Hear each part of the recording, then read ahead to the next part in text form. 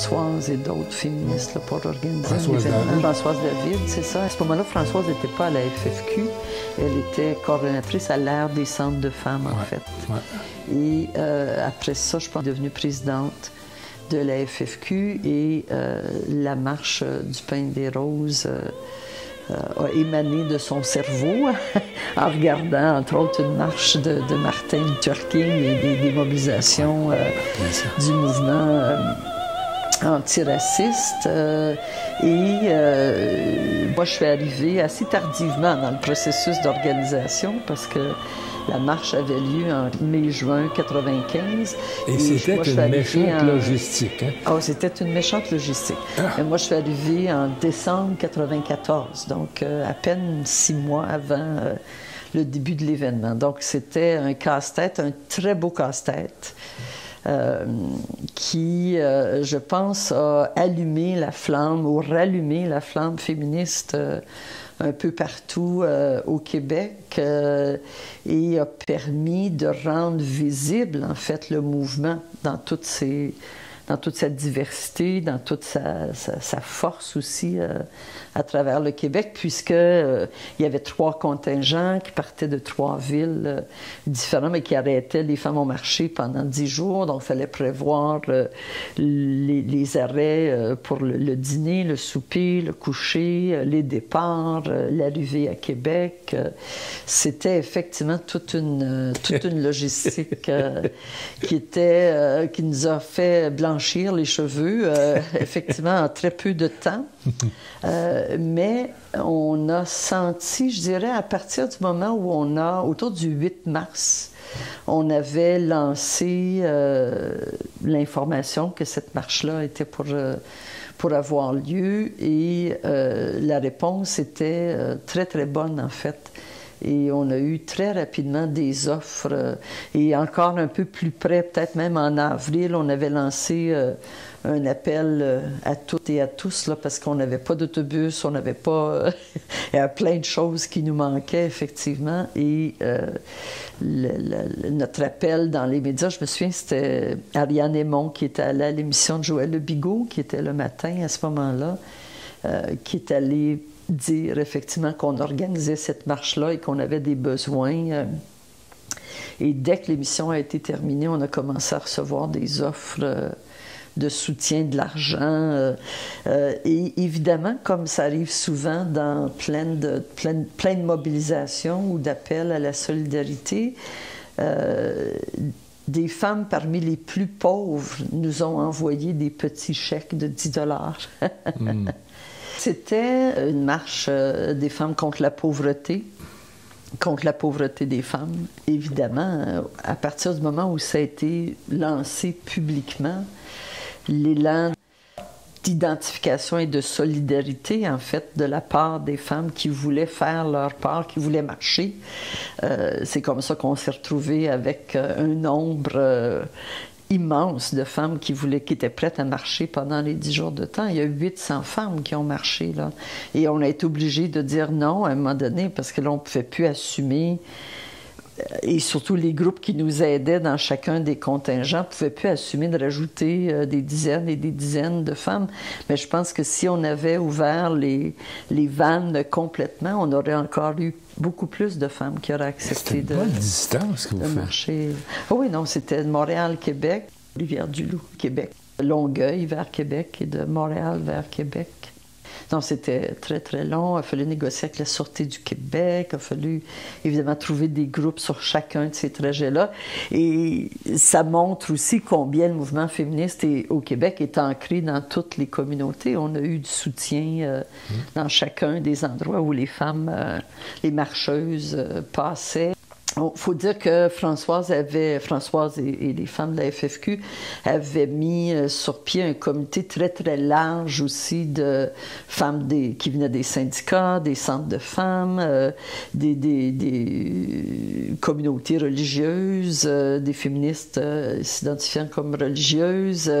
Il y avait vraiment une diversité autour de la table qui permettait de rejoindre très, très largement des femmes actives sur le terrain qui étaient prêtes à se mobiliser pour faire des sandwichs, puis recevoir et organiser des activités quand il y avait lieu d'avoir des activités.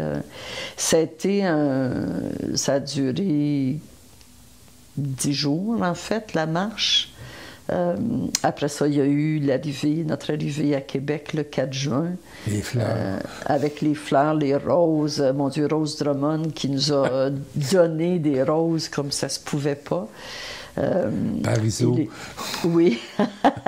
Oui, Parizeau, bon, faut voir qu'il jouait aussi le jeu de... Oui. Il voulait avoir le référendum.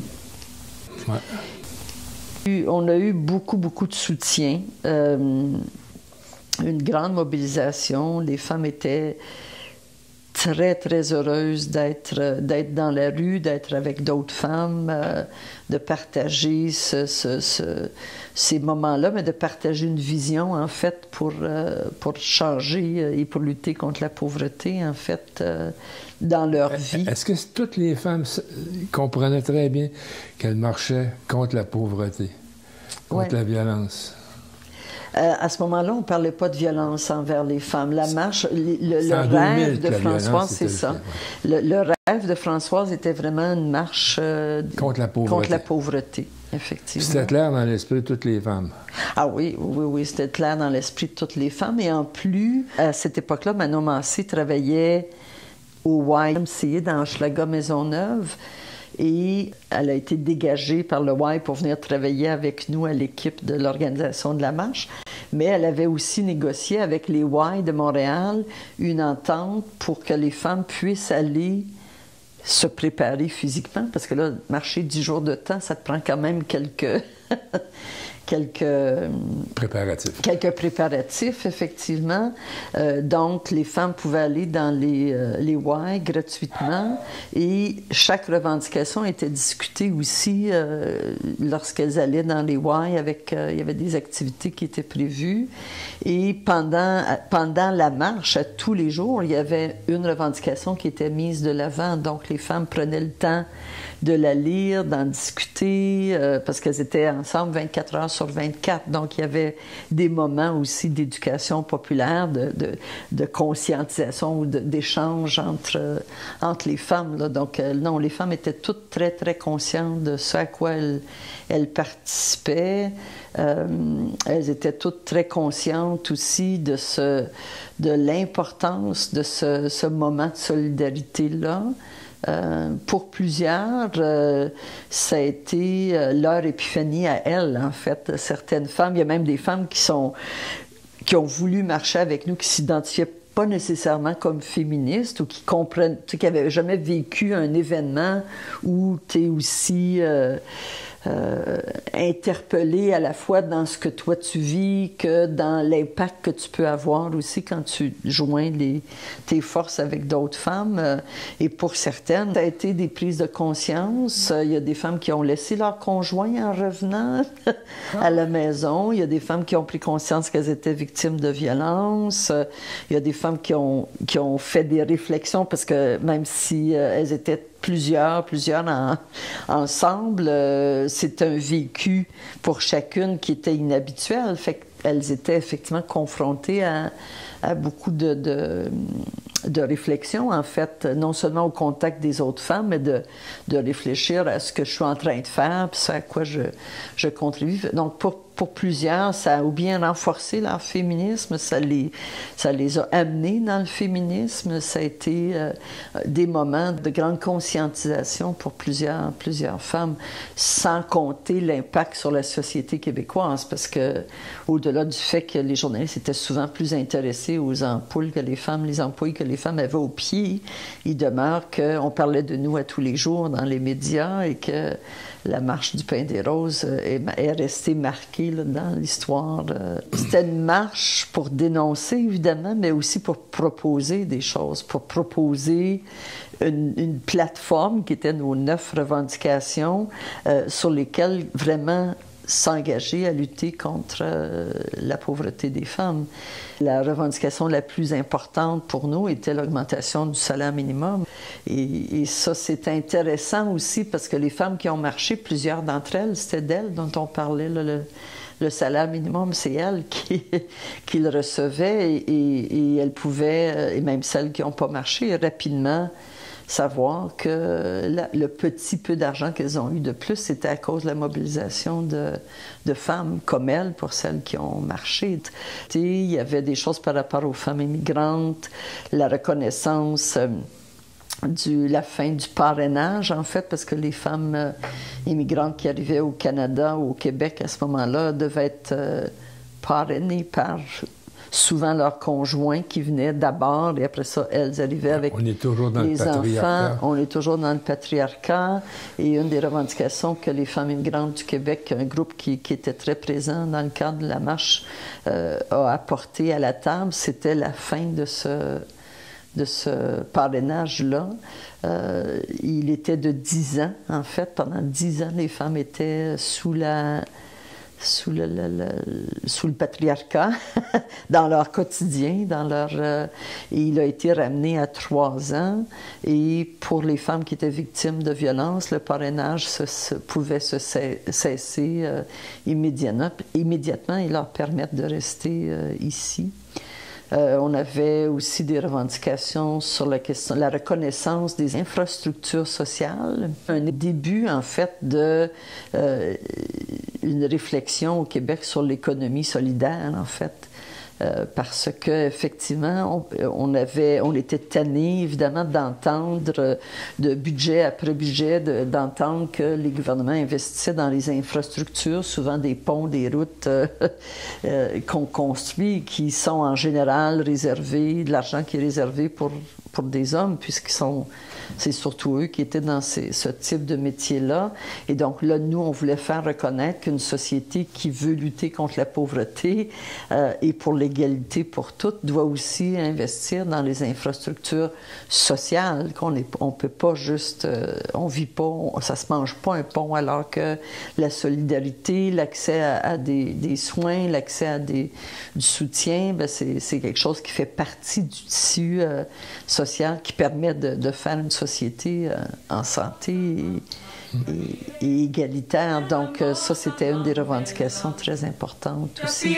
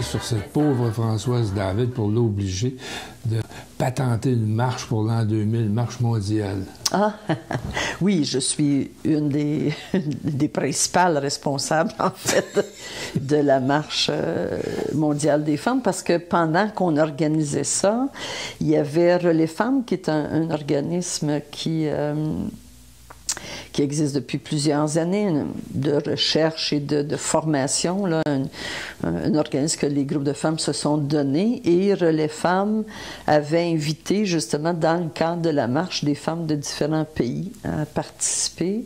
Les femmes qui venaient d'ailleurs étaient très impressionnées, évidemment, par notre organisation, puis la marche qui s'en venait. Elles ont participé aussi à la marche. Et c'était clair que cette vague-là, on ne pouvait pas l'arrêter. Moi, je ne voyais pas comment on pouvait, le lendemain du 4 juin 1995, retourner à faire le travail qu'on faisait au préalable. Logiquement, ça prenait une suite, ça prenait quelque chose. Et pour moi, c'était très clair que ça prenait quelque chose qui était une action qui déborderait juste ce qu'on vivait au Québec, puisque je suis une de celles qui a toujours cru que cette révolution féministe, elle est universelle ou elle n'est pas.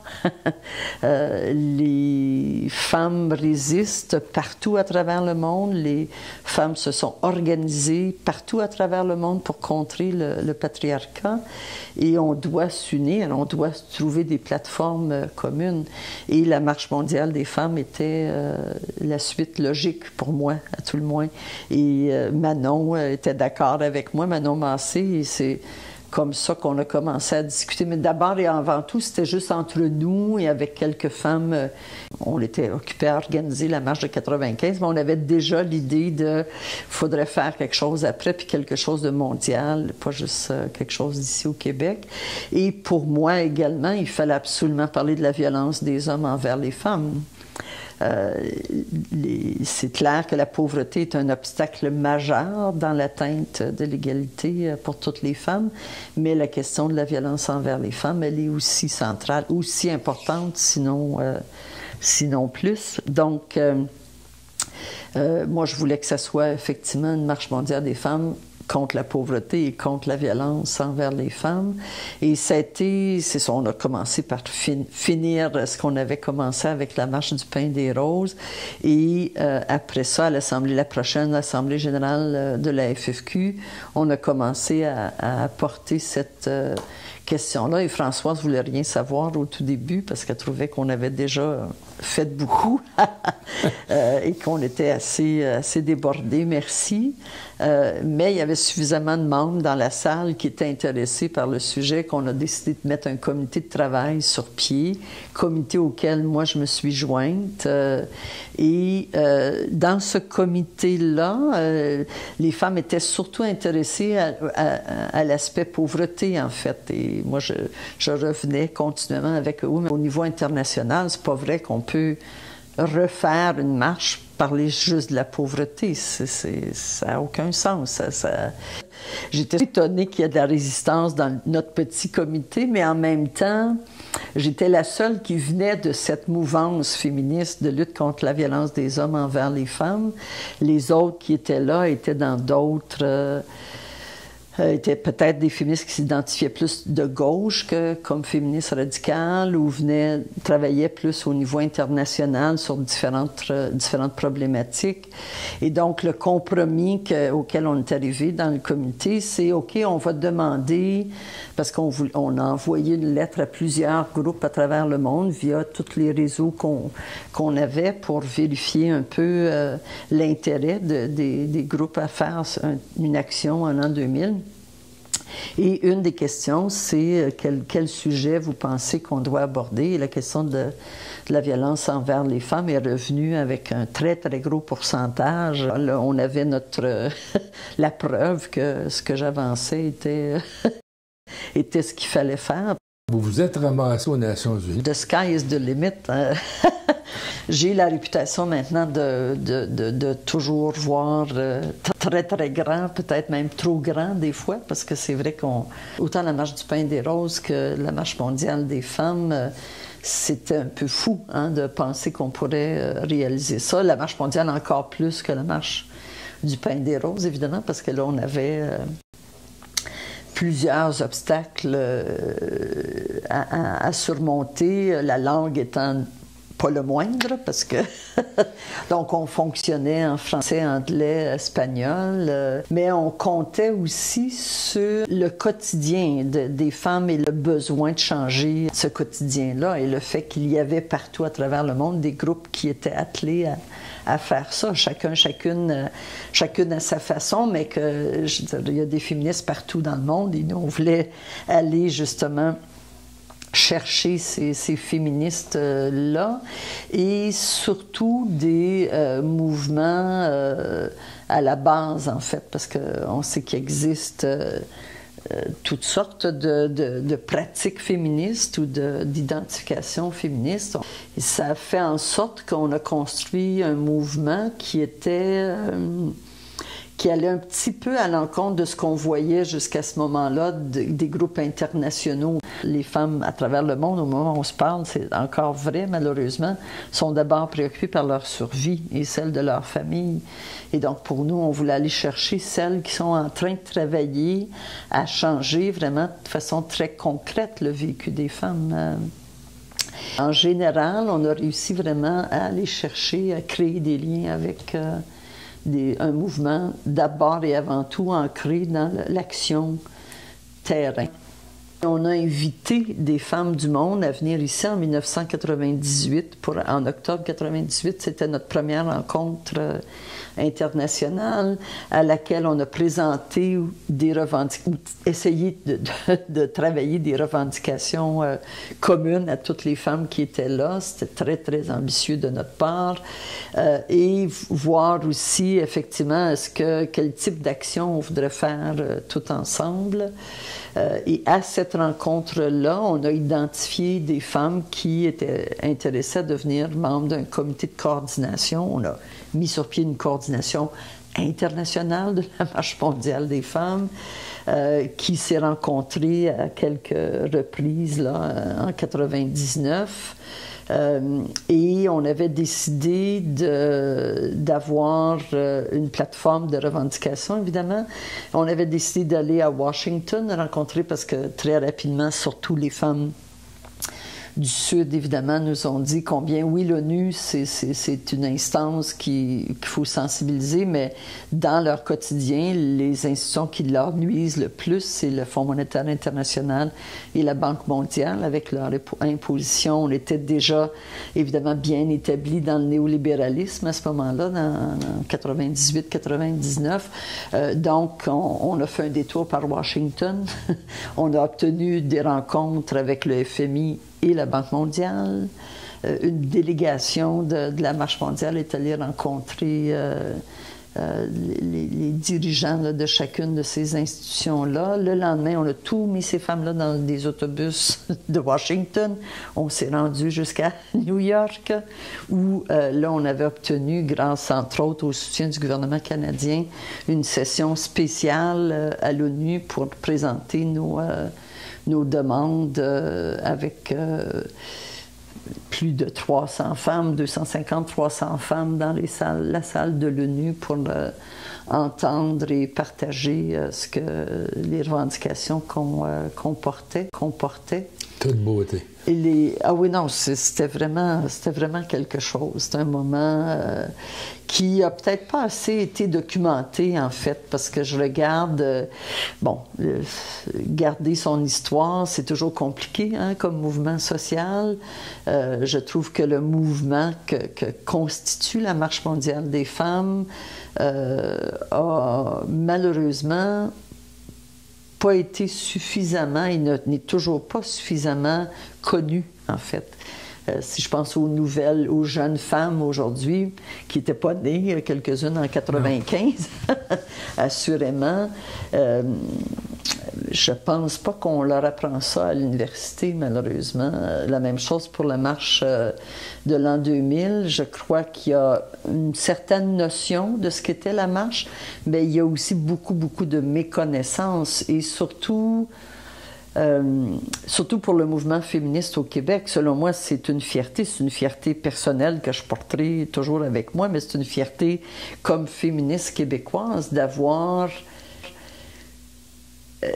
réussi ou essayé, en fait, et réussi partiellement, d'élever notre action au niveau international, parce que c'est ça, tout comme on ne peut pas rester dans notre organisme en tant que tel, si on fait partie d'un mouvement, ça doit s'exprimer, entre autres, en créant de plus en plus de liens avec les personnes qui sont d'accord et qui veulent mettre de l'avant certaines propositions. Et là, présentement, je trouve, malheureusement, qu'il y a une méconnaissance de la marche. Mais la marche continue depuis... On a décidé, donc, après 2000, que ça ne pouvait pas s'arrêter là non plus, ce qu'on avait créé. Donc, en 2001, on a créé la marche, une entité distincte de la FFQ. Et la marche devait effectivement vivre sa propre vie. Donc, depuis 2001, il y a eu toujours des actions. Depuis 2000, en fait, à tous les 5 ans, il y a des actions. Au Québec, il y a un comité de coordination de la Marche mondiale des femmes qui a continué. Parce que là, le secrétariat, c'était très clair que le secrétariat international ne pouvait pas toujours rester au Québec. Donc, on a établi une rotation à toutes les 5. Très bientôt, probablement en 2020 ou 2021, le secrétariat devrait normalement changer d'endroit. Là, il est au Mozambique, présentement.